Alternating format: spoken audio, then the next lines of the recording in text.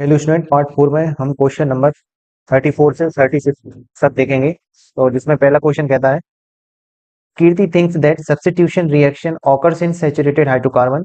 On the other contrary, Rishi thinks it occurs in unsaturated. Kirti कहती है ये सब्स्टिट्यूशन रिएक्शन सैचुरेटेड में होती है और ऋषि कहता है कि ये अनसैचुरेटेड में होती है। तो इसका अपने आंसर देना है। तो इसके लिए चलते हैं अपन एनसीईआरटी में। देखिए यहाँ पर क्लियर लिखा है, अनसैचुरेटेड हाइड्रोकार्बन किसमें होती है? एडिशन रिएक्शन में। और सैचुरेटेड हाइड्रोकार्बन जो रिएक्शन होती है किसमें होती है? सब्स्टिट्यूशन रिएक्शन में। तो इसका आंसर किस तरह नोट करेंगे? ये देखिए, Kirti things is correct. Kirti का आंसर सही था। Substitution reaction occur in saturated, जो हम देख चुके हैं। ठीक है। और unsaturated hydrocarbon occurs in addition reaction. ठीक है। सेकंड क्वेश्चन क्या बोलता है? ये देखिए, methane propane are their isomers used as a fuel. Fuel में यूज किए जाते हैं। इसमें अपन ने क्या बनाना है? एक electron dot structure of propane. Propane का बनाना है। Any two characteristics of homologous series. तो इसका आंसर कैसे राइट करेंगे? देखिए, methane and propane, methane and propane undergo combustion reaction in the presence of oxygen and produce large amount of energy. Oxygen के presence में, ध्यान रखना, ऑक्सीजन के प्रेजेंस में हो रही है ये रिएक्शन। ऑक्सीजन, ना कि एयर। एयर में बहुत सारी गैसेस रहती हैं, बहुत सारी क्या रहती हैं? गैसेस रहती हैं। इसलिए इसकी प्रेजेंस में नहीं होता। किसके प्रेजेंस में होता है? ऑक्सीजन के प्रेजेंस में रिएक्शन होती है। तो सबसे पहले देखते हैं अपन होमोलोगस ऑफ प्रोपेन। प्रोपेन मतलब आपका क्या रहेगा? Propane, homologue of propane is ethane. या देखिए, इसमें पूछा क्या गया है? होमोलोग। देखिए यहाँ पर ध्यान से देखिए, electron dot structure of immediate lower homologue of propane. Propane से पहले क्या आता है? प्रोपेन से क्या पहले, क्या सबसे पहले क्या आता है? मीथेन। क्या आता है? मीथेन। फिर क्या आता है? ईथेन। क्या आता है? ईथेन। फिर क्या आता है? प्रोपेन। मतलब इससे ऊपर क्या आ रहा है? ईथेन। इसका इलेक्ट्रॉन डॉट स्ट्रक्चर बनाना है। इसका ईथेन में कितने कार्बन होते हैं? एथ मतलब कितने? दो कार्बन। ये दो कार्बन ले लिए। एन मतलब सिंगल बॉन्ड है। और इनकी बैलेंसी कंप्लीट करेंगे तो क्या आ जाएगा? यहाँ पर एच, यहाँ पर एच, यहाँ पर एच, यहाँ पर एच, यहाँ पर एच और यहाँ पर एच। ये इलेक्ट्रॉन डॉट स्ट्रक्चर है। इलेक्ट्रॉन डॉट स्ट्रक्चर मतलब इसको कैसे करते हैं अपन कंप्लीट? यहाँ पर आपने दो ले लिए कार्बन, एक बॉन्ड यहाँ पर, एक बॉन्ड यहाँ, और इसमें यहाँ पर एक दो तीन और एक चार। एक दो तीन और एक चार हाइड्रोजन के। वन, वन, वन, वन, यहाँ पर भी वन और लास्ट में यहाँ पर भी वन। ये होगा इलेक्ट्रॉन कंस्ट्रक्शन। इसका ऑक्टेट कंप्लीट करते हैं। इसका ऑक्टेट कंप्लीट कराते हैं। यहाँ देखिए, कार्बन मतलब कितने? 8 हो जाएंगे। यहाँ से R1 के ये 8 कंप्लीट हो जाएंगे। ये कार्बन कंप्लीट हो गए। हाइड्रोजन के कंप्लीट करा दीजिए।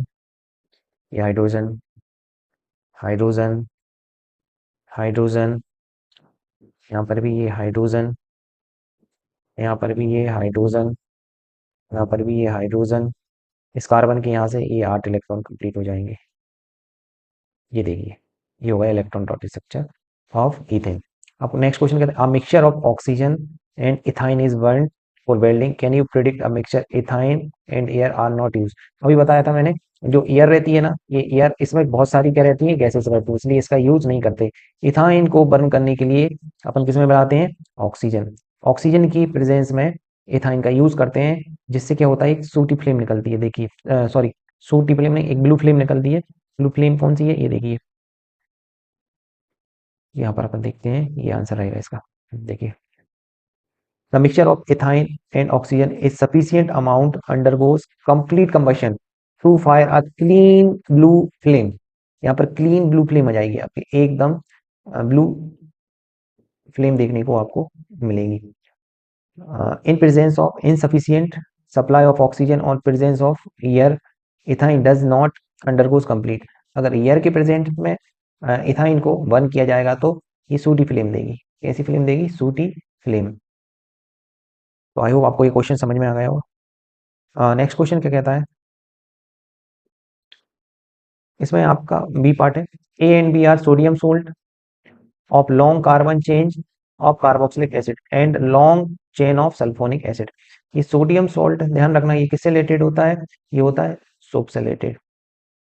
और साथ में सल्फोनिक एसिड, ये किसको डिनोट करती है, ये डिनोट करेगी आपकी डिटर्जेंट को, डिटर्जेंट को, बस ये याद रखना।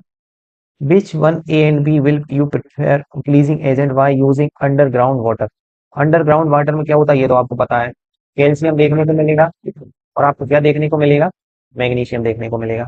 तो ये सोप के साथ क्या करते हैं, इस सोप के साथ इनकी सही से रिएक्शन नहीं हो पाती, तो ये एक प्रिसिपिटेट फॉर्म करते हैं। अगर सोप के साथ इनका रिएक्शन कराते हैं तो ये प्रिसिपिटेट फॉर्म करते हैं, इसलिए सोप का यूज नहीं करेंगे अंडरग्राउंड वाटर के साथ। किसका यूज करेंगे, डिटर्जेंट। देखो डिटर्जेंट के बारे में लिखा, detergent are generally sodium salt of sulphonic acid or ammonium salt with chlorides or bromides ions. Both have long hydrocarbon chain. The charged end of these compounds do not form insoluble precipitate with the calcium and magnesium. Do not form, यहाँ ध्यान दीजिए, do not form insoluble precipitate with calcium and magnesium, इसलिए detergent का use करते हैं in hard water. These remain effective in hot water. ठीक है, ये ध्यान रखिएगा। सेकंड क्वेश्चन क्या कहता है, सेकंड क्वेश्चन देखिए, elaborate the process of cleansing action, illustrate the micelle with the help of label diagram। तो इसका आंसर यहाँ से समझते हैं, देखिए यहाँ देखिए, soaps are molecules in which two ends होते हैं having different property, one is hydrophilic that is dissolved in water। पहला क्या कहता है, हाइड्रोफिलिक जो डिसॉल्व हो जाता है वाटर में, while other end hydrophobic it dissolve in hydrocarbon. मतलब ये वाटर में डिसॉल्व नहीं होता, हाइड्रोफोबिक किसमें डिसॉल्व होगा, ये डिसॉल्व होगा किसमें, डर्ट में, किसमें, डर्ट में, जो गंदगी चिपक जाएगी उसमें क्या हो जाएगा, ये डिसॉल्व हो जाएगा। और हाइड्रोफिलिक पार्ट किसमें किससे मिल जाता है, किसमें मिल जाता है, डिसॉल्व हो जाता है वाटर में। तो यहाँ पर ध्यान दीजिए, the molecules of salt sodium और potassium salts of low carboxylic acid, the ionic end of soap dissolve in water. ये आयोनिक एंड होता है, ये आयोनिक एंड है, ये एंड है ना, ये वाटर में डिसॉल्व हो जाते हैं। ठीक है, while the carbon chain dissolve in oil, और जो आपका हाइड्रोफोबिक पार्ट होता है, ये हाइड्रोफोबिक पार्ट है, ये किसमें डिसॉल्व हो जाएगा, while the carbon in oil. Oil क्या है, एक तरह का यहाँ पर एक दाग है जिसे ऑयल नाम दिया गया है, यहाँ पर आपका कौन सा पार्ट हो जाएगा, हाइड्रोफोबिक। और हाइड्रोफिलिक कहाँ हो जाएगा, आयन आयंस में डिसॉल्व हो जाएगा। द सोप मॉलिक्यूल दस फॉर्म अ स्ट्रक्चर, एक फॉर्म, सोप मॉलिक्यूल्स एक फॉर्म बनाती है, एक स्ट्रक्चर बनाती है, जिसको क्या बोलते हैं, मिसेल कहते हैं। Where one end of the molecules is towards the oil droplet, यहाँ पर ये वाला पार्ट आ जाता है मिसेल का एक part. Ionic and faces outside, ये आयोनिक पार्ट होते हैं, ये आयोनिक पार्ट रहेंगे आपके। दीज फॉर्म्स एंड इमल्सन, ये सभी क्या करते हैं, ये इमल्सन फॉर्म करते हैं, मतलब सीधी सी बात है, वाटर में क्या हो जाते हैं, डिसॉल्व हो जाते हैं। These soap micelles thus help dissolving the dirt in water and we can wash our clothes clean. और ये जो डर्ट रहता है क्या रहता है, डिसॉल्व हो जाता है, जब ये इमल्सन फॉर्म होता है तो ये डिसॉल्व हो जाता है किसमें, डर्ट, डर्ट किसमें डिसॉल्व हो जाता है, वाटर में, और कपड़े कैसे हो जाते हैं, साफ हो जाते हैं। ठीक है, नेक्स्ट क्वेश्चन क्या कहता है, ये यहाँ ध्यान दीजिए। नेक्स्ट क्वेश्चन कहता है, right the chemical equation for preparation of soap. Soap को प्रिपरेशन करने वाली एक इक्वेशन बनाना है, कहाँ से, यूज किसका करना है, ये ईस्टर का, और साथ में नाम बताना है। तो इसका आंसर ये यहाँ पर रहेगा, यहाँ पर देखिए इसका आंसर, ये इक्वेशन है CH3 COO ये आपका ईस्टर का फॉर्मूला है। इसमें अपन सोडियम हाइड्रोक्साइड से रिएक्शन कराएंगे तो ये क्या हो जाएगा, डिस्प्लेस हो जाएगा, यहाँ पर सोडियम आ जाएगा आप, और CH3 कहाँ आ जाएगा, यहाँ पर OH के साथ आ जाएगा। तो इस प्रोसेस को क्या बोलते हैं, सेपोनिफिकेशन, इस प्रोसेस को कहेंगे सेपोनिफिकेशन। नेक्स्ट क्वेश्चन क्या कहता है, इमेज बिलो, ये जो इमेज है, shows a banana plant which growing with the help of suckers। these suckers are small plants, ये साथ में ये suckers है, ये छोटे छोटे पार्ट जो प्लांट्स के हैं, इनको suckers बोला गया है। Stem growth which can be separate from the main plant, इसको मेन प्लांट से अलग कर देते हैं, एंड प्लांटेड सेपरेट, और उसको अलग से प्लांटेड कर दिया जाता है, and they will grow into a new plant subsequently, वो नया प्लांट बन जाता है। तो क्वेश्चन क्या है, पहला क्वेश्चन देखिए, give the name and type of reproduction that is shown in image. Image में ये जो पार्ट है, इसमें इसका नाम बताना है, तो इसका आंसर ये है, इसको बोलते हैं वेजिटेटिव प्रोपेगेशन, जो कि असेक्सुअल रिप्रोडक्शन में होता है। नेक्स्ट क्वेश्चन क्या कहता है, list two advantage the farmer will have one using the type of reproduction mention above. तो इसमें एडवांटेज लिखना है, दो एडवांटेज क्या हो जाएगा इसका, more crops in same interval time, genetically identical, flower fruit faster, no need to depend on pollinators. इसका मतलब क्या होगा कि सेम इंटरवल टाइम में ये क्रॉप जल्दी से हो जाएंगी और एक जैसी देखने को मिलेंगी, फ्लावर फ्रूट फास्टर, और इसमें जो फ्रूट है फ्लावर है वो जल्दी आ जाएंगे, और किसी पॉलिनेटर्स मतलब किसी पॉलिनेटर की इसमें जरूरत नहीं पड़ेगी, किसी की हेल्प की जरूरत इसमें नहीं पड़ेगी। नेक्स्ट क्वेश्चन क्या कहता है, नेक्स्ट क्वेश्चन कहता है the ever plant produce male flowers, explain how this plant will involve the process of pollination. Question क्या कह रहा है, the ever plant produce main, मतलब ये जिसमें जो फ्लावर हो रहा है वो कौन सा मेल फ्लावर्स होता है। इसमें अपन एक्सप्लेन करना how this plant will be involve in the pollination, इसमें पॉलिनेशन की क्या प्रोसेस है ये बताना है। तो इसका आंसर यहां से देखिए, cross pollination the pollen from the anther will be transfer to stigma. पहले अपन ये समझ लेते हैं, ये एंथर है, एंथर से ये कहाँ जा रहा है, स्टिग्मा पर, ट्रांसफर टू स्टिग्मा और of another banana plant using agent like wind, water और इंसेक्ट्स। तो यहाँ से जो भी पार्ट होगा, जो भी सब्सटेंस होगा, एंथर से यहाँ तक कैसे जाता है, विंड से जाता है या इंसेक्ट से होकर जाता है, ये पूछा कैसे जाता है। तो आंसर में क्या रहेगा, इंसेक्ट्स हुआ, विंड हुआ, ऐसे। नेक्स्ट क्वेश्चन क्या कहता है, why is the offspring of this banana plant not absolutely identical to this parent plant. तो ये जो ऑफस्प्रिंग है इसको बोल रहे हैं offspring of this banana plant not absolutely identical, एक जैसा क्यों नहीं है ये अपने बताना। इसका आंसर कैसे लिख सकते हैं, there would be minor changes some variation during the process of copying DNA. DNA copy जब होती है ना उसमें बहुत ज्यादा एक तो माइनर चेंजेस आता है और कुछ वेरिएशन हो जाता है जिसकी वजह से वो आइडेंटिकल नहीं होते। ठीक है, नेक्स्ट क्वेश्चन देखते हैं, नेक्स्ट क्वेश्चन क्या कहता है,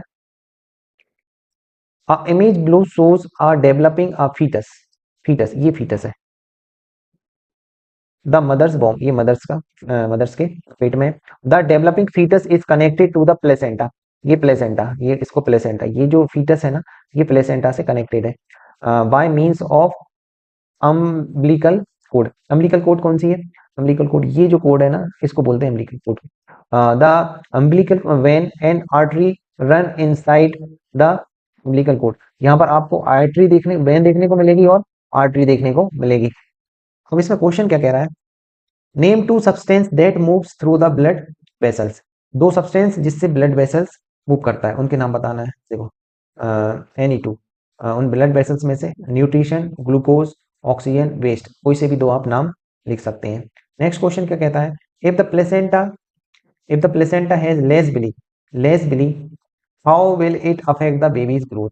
बिलीज मतलब वो ब्लड को एब्जॉर्ब करने का एरिया कितना कम है, तो बेबी पर क्या, ग्रोथ पर क्या असर पड़ेगी। तो ये आंसर देखिए, less surface area for nutrients, nutrients में ग्लूकोज ऑक्सीजन जाती है, to pass from mother, mother से जाती है टू एम्ब्रियो, उस बच्चे के पास। तो क्या होगी, बच्चे की स्लो ग्रोथ होगी, क्या होगी, उस एम्ब्रियो, एम्ब्रियो को मतलब क्या बोलते हैं, उस बच्चे को एम्ब्रियो, पेट में जो रहता है उसमें उसकी क्या होगी, स्लो ग्रोथ देखने को मिलेगी। नेक्स्ट क्वेश्चन क्या कहता है, name the region where the embryo develops inside the female body. Name the region, उस एरिया का नाम बताना है जहां पर एम्ब्रियो डेवलप होता है फीमेल बॉडी के अंदर। Explain how this region is adapted for nourishing the body, इसमें नरिशिंग के लिए क्या किया जाता है ये बताना है। तो इसका आंसर ये है, कहाँ पर होता है फीमेल में, ये यूट्रस में होता है, बेबी डेवलप कहाँ होता है, यूट्रस में।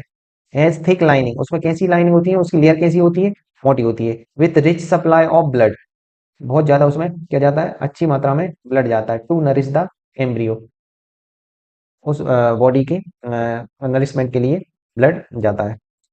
नेक्स्ट क्वेश्चन क्या कहता है, some of the fetal cells fall off into the amniotic fluid and can be collected by careful procedure. The cells were screened and found to contain X by chromosomes. अब देखो इसमें इस question को समझिए क्या कहता है, some of the foetal cells fall of into the embryonic fluid, तो यहाँ से कुछ सब्सटेंस ले लिया जाता है फीटस से, can be collected by carefully, और उसको केयरफुली कलेक्ट करते हैं। These cells were in screen, और उनको स्क्रीन पर देखा गया और पाया गया कि उनमें एक्स वाई क्रोमोसोम्स है। तो इसको देखते हुए क्वेश्चन क्या बताना है, what is the sex of the foetus, ये जो फीटस है ये क्या है, मेल है या फीमेल है।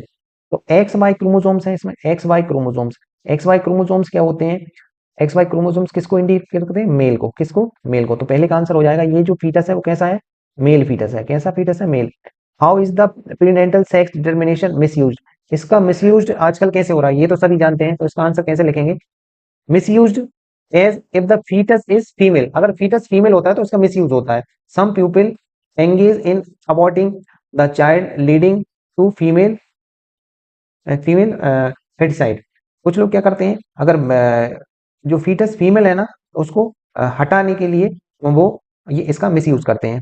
तो आई होप आपको समझ में आ गया ये क्वेश्चन। नेक्स्ट क्वेश्चन क्या कहता है, इसमें क्वेश्चन है आपका, ये एबव सर्किट है, एक सर्किट दिया गया है, electrical device, use information given the question, calculate the following.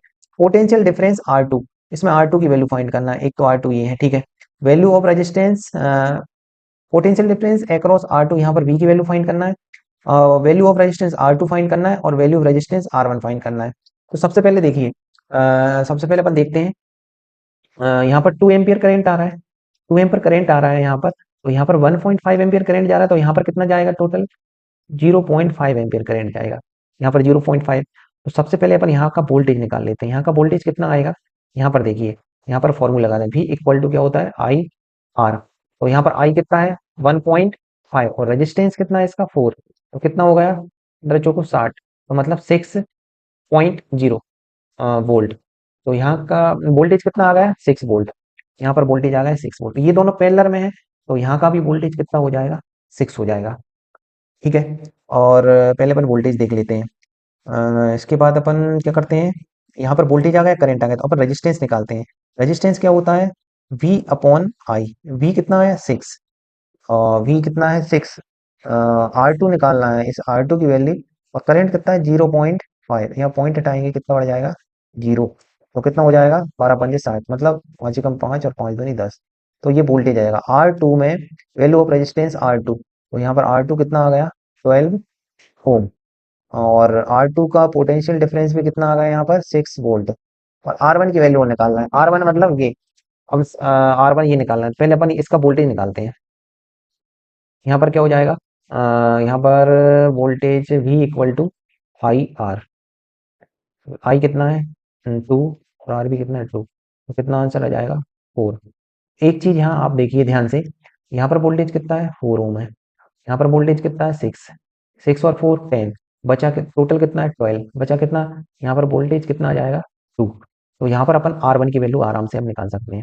तो R1 की जो वैल्यू होगी कितनी होगी? V upon I. तो V कितना आया? 2, और करंट कितना है? 2, कितना आ गया? ये R1 आ जाएगा इसका 1 ओम, तो यहाँ पर आ जाएगा 1 ओम आंसर। आई होप समझ में आ गया होगा आपको। नेक्स्ट क्वेश्चन देखते हैं अपन। नेक्स्ट क्वेश्चन क्या कहता है, as shown in the figure above, A and B are two lamps, lamp A rated, ये लैम्प ए, इसका कितना वोल्टेज दिया है? यहाँ पर वोल्टेज दिया है उन्होंने 12 वोल्ट, एंड पावर दिया है, पावर भी कितना दिया है? पावर दिया है उन्होंने 24। Lamp B is rated 6 volt, यहाँ पर कितना दिया है वोल्टेज? उन्होंने कितना दिया है? 6, ठीक है। When the lamp B operates इस rated voltage, the current, lamp B का जो करंट है कितना है? 3 एम्पियर। तो यहाँ पर जो करंट है वो कितना जा रहा है? 3 एम्पियर, ठीक है। The values of R1 and R2 are chosen that the path of the operate rated voltage. पहला अपन क्या कैलकुलेट करना? Calculate the current of lamp A. तो लैम्प ए का अपन करंट निकालना है, तो यहाँ से सबसे पहले अपन क्या करते हैं, पावर का फॉर्मूला होता है V मल्टीप्लाई आई। तो अपन क्या निकाल लेते हैं, अपन करंट निकालना है, तो करंट निकालने के लिए क्या हो जाएगा? P upon V। पावर कितना है? 24, और वोल्टेज कितना है? 12, तो 12 दूनी 24, तो 2 एम्पियर क्या आ गया इसका? करंट आ गया है, ये 2 एम्पियर करंट, ठीक है। ये आ गया इसका आंसर। फर्स्ट का आंसर कितना आ गया? एम्पियर, मतलब 2 एम्पियर आ जाएगा, ठीक है। State and giving the reason reading the voltmeter, इसकी रीडिंग निकालना है। एक बात बताइए, ये तीनों पैरेलल में है, यहाँ पर कितना वोल्टेज है? यहाँ पर वोल्टेज है 12 वोल्ट। कितना वोल्टेज? पैरेलल में वोल्टेज सेम होता है, यहाँ भी 12, यहाँ 6 पहले से, इसका भी कितना हो जाएगा? 6 वोल्टेज, R2 का 6, और यहाँ पर भी कितना हो जाएगा? 12 वोल्ट, इसका भी कितना हो जाएगा? 12 वोल्ट। तो इसका आंसर आ जाएगा 12 वोल्ट, क्योंकि ये कैसे हैं? तीनों पैरेलल में है। इसके अलावा देखिए, calculate the resistance of R2। R2 कहाँ पर है? ये इसका रेजिस्टेंस निकालना है, तो इसका रेजिस्टेंस निकाल सकते हैं R2 का। कैसे निकाल सकते हैं? देखिए, R2 का रेजिस्टेंस फाइंड करना है। R2 क्या होता है? V upon I. तो यहाँ पर वोल्टेज कितना है इसका? 6 है, और यहाँ पर करंट कितना आ रहा है इसमें? 3। इसका आंसर आ जाएगा 2 ओम। यहाँ पर इसका आंसर आ जाएगा 2 ओम। अब R1 की वैल्यू निकालना है, R1 की वैल्यू। एक बात बताइए, यहाँ पर 2 एम्पियर आ रहा है, और यहाँ से कितना आ रहा है? 3 एम्पियर। कितना आ रहा है 3 एम्पियर। ये दोनों फाइनल आएंगे तो कितने हो जाएंगे दोनों, 3 और 2 मिले, 3 और 2 मिले तो कितना हो जाएंगे 5 एम्पियर। 5 एम्पियर आ रहा है। तो यहाँ पर वोल्टेज और देखते हैं अपन। टोटल कितना है 15 वोल्ट है, और यहाँ पर कितना यूज होगा है 12 वोल्ट।